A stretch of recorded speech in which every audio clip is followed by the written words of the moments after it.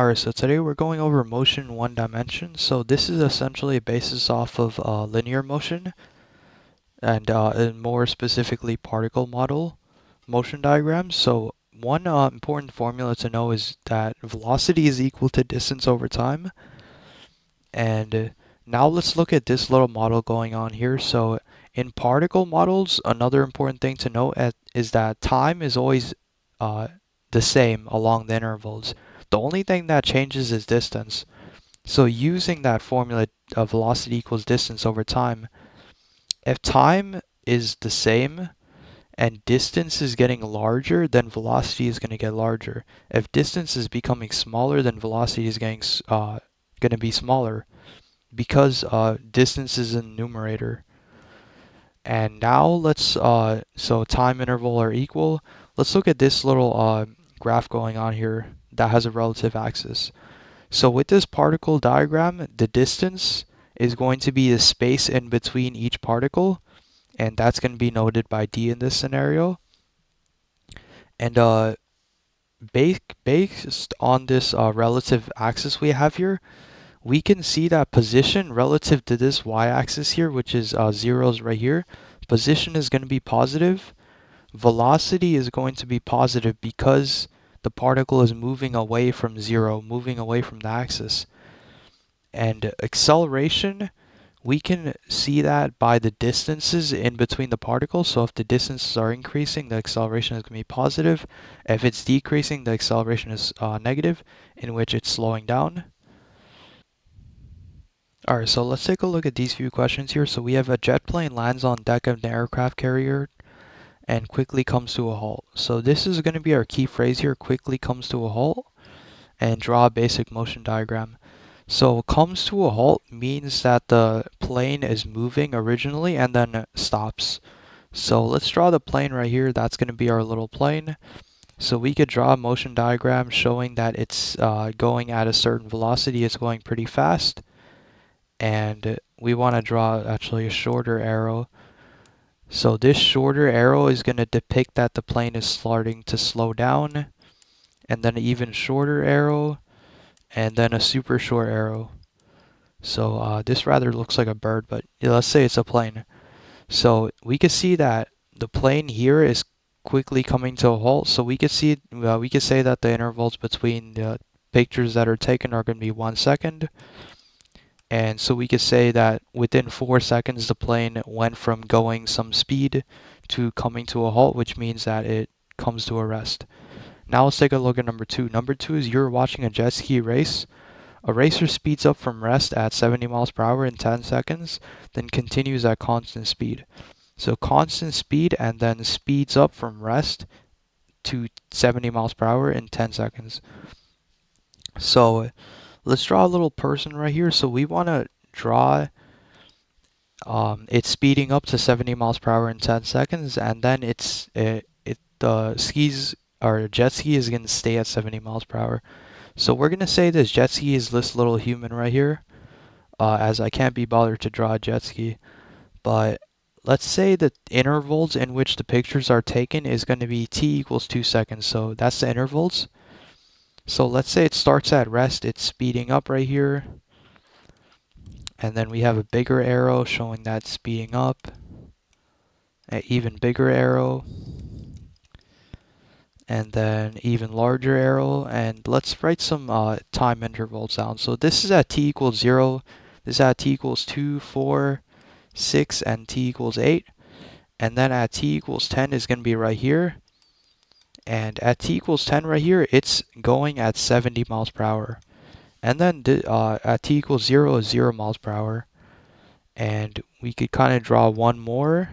So at t equals 12, he is also going 70 miles per hour because after 10 seconds, the jet ski is moving at a constant speed, which is 70 miles per hour.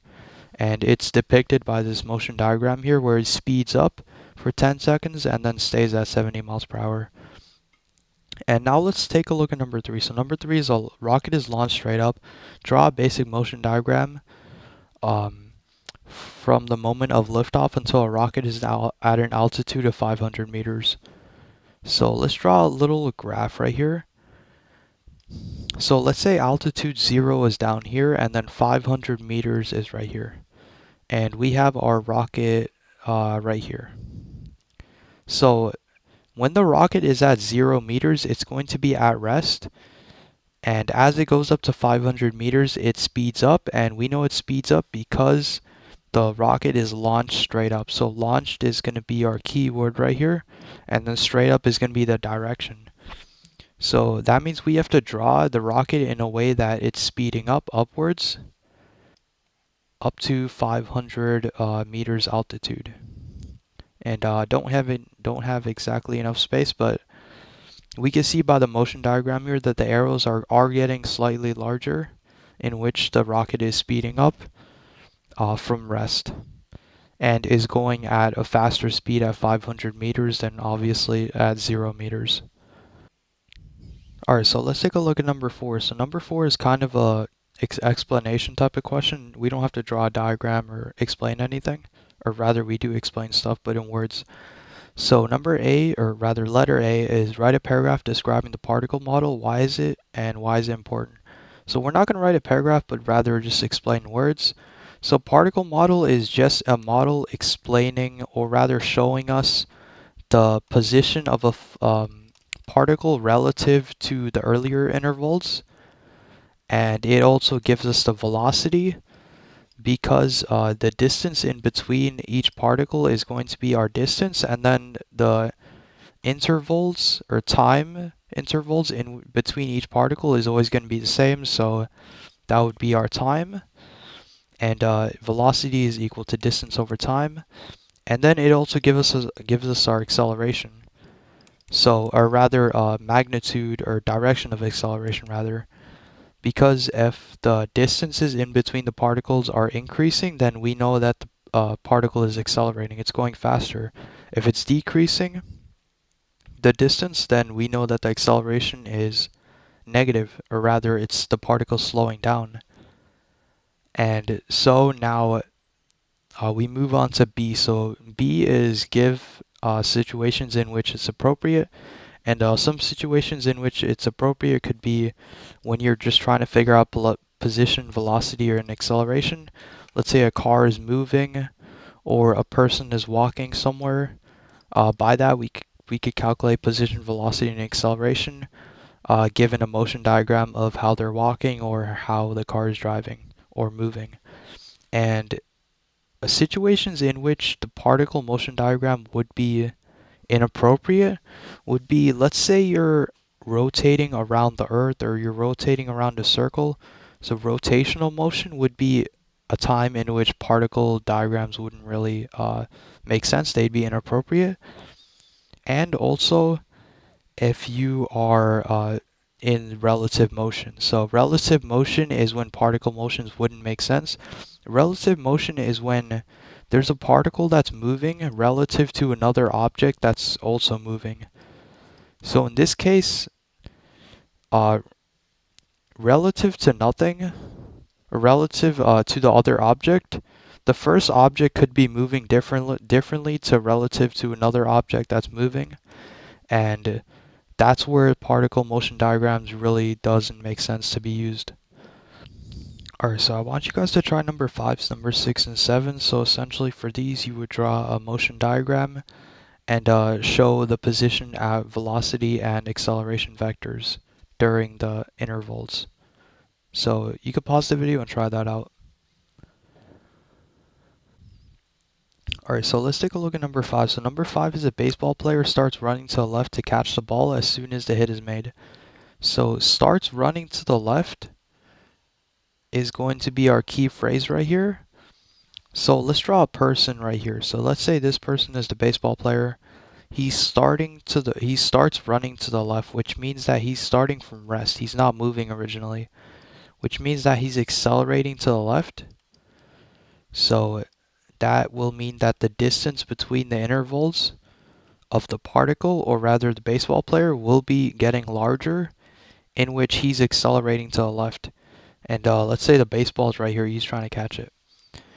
And we also showed the position and the average velocity vectors during these by showing the distances in between the interval, and then the position relative is going to be to the left.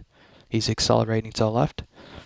And now let's take a look at number 6. So number 6 is you drop a soccer ball from your third story balcony and use a particle model to draw a motion diagram showing the ball's position, average velocity vectors.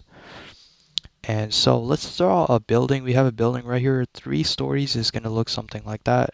Let's say that's the balcony and we have our soccer ball right here. So when you drop a soccer ball, it's the soccer ball is essentially going to be in free fall then.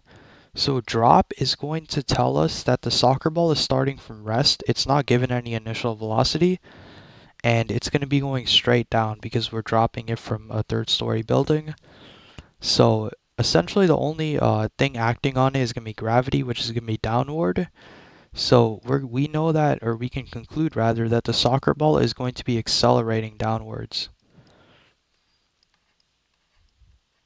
So the position of the soccer ball is going to be going downwards as it accelerates downwards, and the velocity is also going to be increasing because the gaps in between the soccer ball intervals are increasing, and that is also because of gravity. And vectors from time in which you release the ball until the instant it hits the ground, that's going to be given by these. This vector is smaller here, which shows that the velocity at this time is, or rather was smaller than the velocity before it touches the ground. And now let's take a look at number 7. So a car skids to a halt, avoiding hitting an object on the road. Use a particle model to draw a motion diagram showing the car's position, average velocity, from the time it skids until the car stops. So our key word is skids to a halt right here. So skids to a halt means that the car is stopping, it's trying to decelerate, and halt means it's at rest. So that means that the car is initially moving and it's slowing down and stopping. And so let's say the object is right here. It's let's say it's a big cardboard box that you can't exactly maneuver around. So let's say the car is right here. It's moving really fast, and that's shown by the big arrows and the large distance in between the intervals. And now we can see the interval in between the snapshots of the car are getting smaller, showing that it's slowing down. So we can see here that and let's also say it stopped and it didn't hit the cardboard box. So we can see that the distance between the intervals are getting smaller, which means that velocity is going down, it's slowing down, it's decelerating, and the position, its position is going to the, for now, based on what we know, we're just going to say it's going to the right along the road, and the position is moving to the right, but it's decelerating. Alright, so that was basically it for motion in one dimension. So essentially, the takeaway from here is understanding linear motion and particle motion diagrams. So the two biggest takeaways I'd say is that the time intervals in between particles in particle models are always the same. The distance in between them will usually give you the velocity, whether it's increasing or decreasing. And as well, when you're given a relative axis, you can determine the velocity whether it's positive or negative, given by if it's moving away from the origin of 0. So that's basically it.